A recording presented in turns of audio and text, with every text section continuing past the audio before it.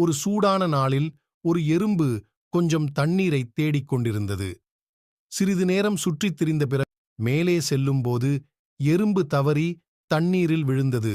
எறும்பு சிக்கலில் இருப்பதைக் கண்டு புறா விரைவாக ஒரு இலையை பறித்து போராடி எறும்புக்கு அருகில் தண்ணீரில் போட்டது. எறும்பு இலையை நோக்கி நகர்ந்து அதன் மீது ஏறியது. விரைவில் இலை உலர்ந்த தரையில் நகர்ந்தது. எறும்பு வெளியே குதித்தது.